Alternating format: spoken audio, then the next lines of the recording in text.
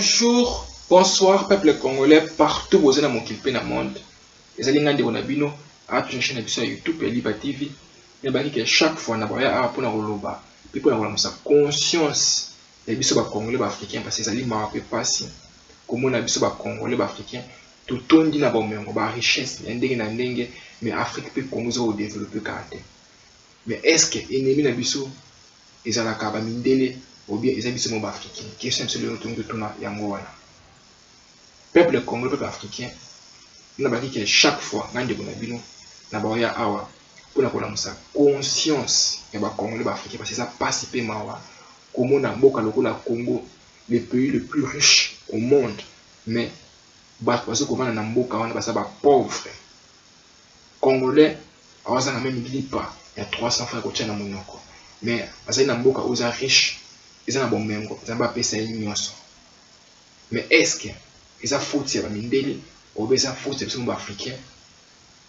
les tombes de la chaîne de YouTube ya Liba TV et c'est nous africains ba congolais tout la muka tout soit conscience ya maïla bomoto tant que congolais africain ou la mukate ou soit conscience ya maïla bomoto te ils allaient passer les mawa pour les biso africains ba congolais tout bango butu moike ozanga oyeba ça diwa ndambo mais peuple congolais africain na oyebi sabino lelo ke kozanga koyeba eza liwa ndambo te kozanga koyeba eza liwa mobimba tant que biso baafrikain bacongolais bato mwindu banoir partout na mokili na diaspora na Congo na Afrique partout ozali moto mwindu okozala mayele bomoto te okozwa conscience na nyonso te eza pasi mpe mawa parce moto azwa mayele na oyo ekomelaka ye mais biso baafrikain bacongolais tozwaka mayele te na oyo ezokomela biso nini na kati ya mokili na kati ya monde et comme l'Africain te mais tu sais ko biso ba noir africain toujours aka mayele te mutu mwindu bazo bomela butu moye mutu mwindu biso africain bazo ko bomela lokola nyama azo aka mayele te ye moko ba wasi misi minduki bazo bomona bango na bango ça veut dire que na bango butu moye ke mundele azana mayele mabe bamboko to vandi awasala minduki azo ko financer na Afrique azo ko financer ba régime mabe azo ko imposer biso ba dictateur oyo bakoya na mito bamboka na biso na ba travailler pour l'intérêt na ote africain congolais mais pour l'intérêt na bango ba mindele européen na bamboko to vandi ça veut dire que congolais africain okanisa ke bata bongo bakoya na Afrique pe na Congo pour na koluka bolamu ni congolais africain oza malamu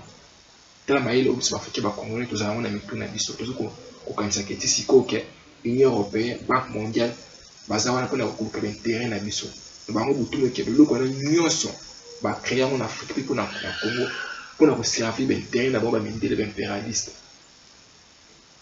tant que biso africain ba congolais tous a conscience de tous a mayele te na oyo komela biso de ba ko na biso na o ba si ba mona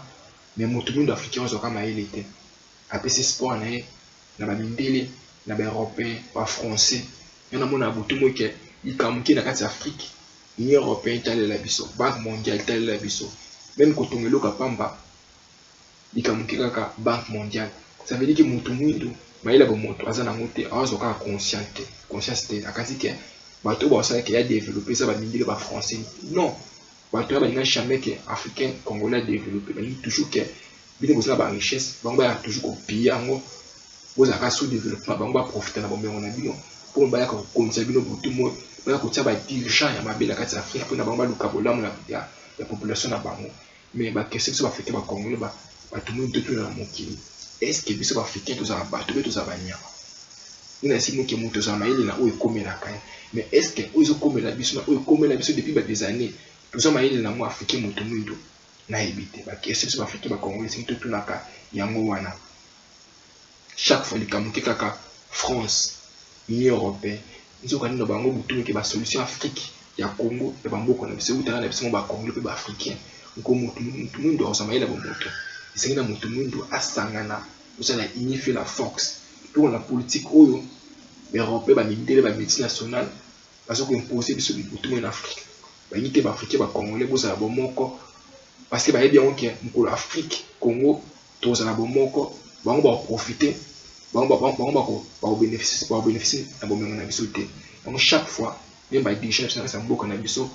ba ka pona ko sangana ko solution Afrique pe ya Congo ba mindele ba doka toujours ba malhonnête avec ba négro ba noir ou ba ko pona ko servir ba intérêt na bango. Tant que biso ba tout le monde ba africain partout dans le monde. Tous en conscience de na ozo comme la biso pena o comme la biso. To va na des années to bolela butumo e passe. To bolela butumo à Congo, ils ont beaucoup mo ils ont ba richesse et tout na ba mengo mais biso moko ba africain to bénéficier parce que moto mo ndo ozo ka conscience ya maile bon moto te. Alors quand c'est que passe waza na souffrance waza na mboka na ye ba to ba sisa ngo ba mindele. Nzoka ni na bango butumo ke ba guerre ba terroriste ou baza na Centrafrique partout na Mali ba bazo ko filmer sango za bango ba mindele bazo ko piller Afrique butumo mais moto mwindo apesi ta na ye kaka na masanga ba polémique ba vidéo na wasala ba tungo watala ngote mais so ça ba vidéo oyo ya mabe ozo lakisa basi banzoto ya bato ba congolais ba africain ba vidéo bongo ba kotala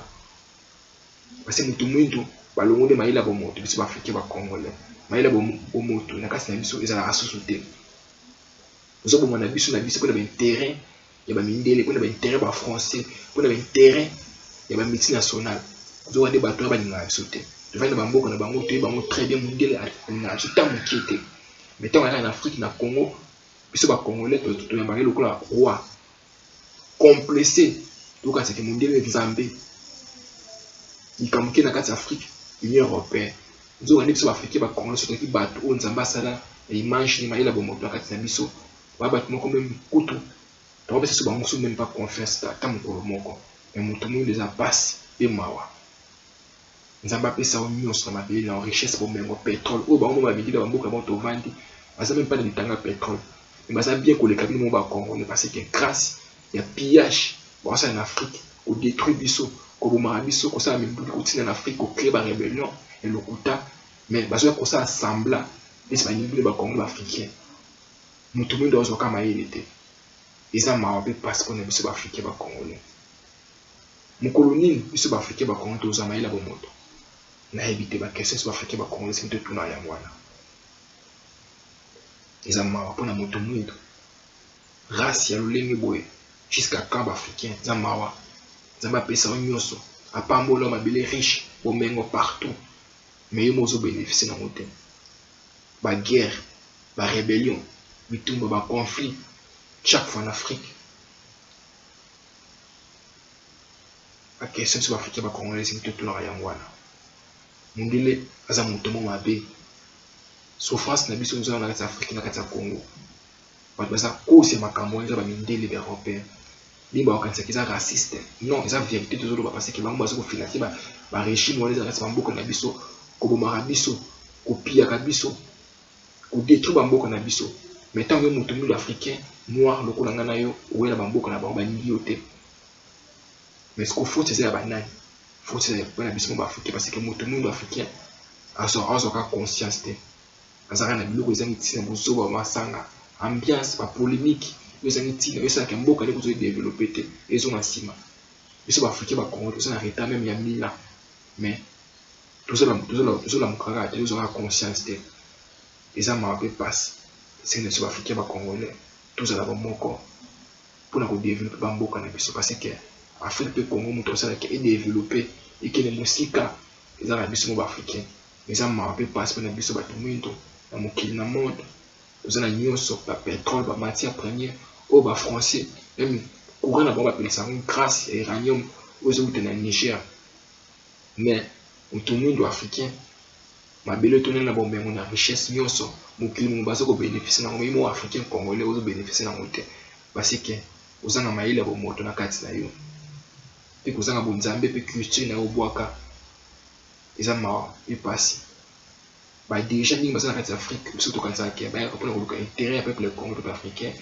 nzo ka ndeba ka pona ko intérêt na bango ma bomu na bango mais ba ka te pona ko intérêt ya biso ba congolais ba africain et c'est que biso ba africain ba congolais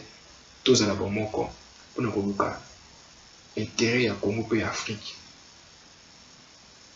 Écoutez nous balasi la chaîne de YouTube et Liba TV. Il va dire qu'à chaque fois on a après on a conscience des peuples congolais, peuples africains partout où on a mon pays na diaspora. Donc en tant qu'Africain, Congolais, à la muka, azwa conscience ya maili ya bumoto.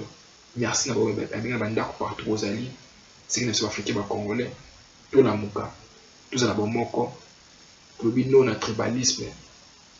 yango esalaka ekongo mpo afrika ezonga nsima tolobi tozala bomoko parce que na bomoko nde biso bacongolais baafricain tokotonga mboka na biso partout oza na mokili mpe na monde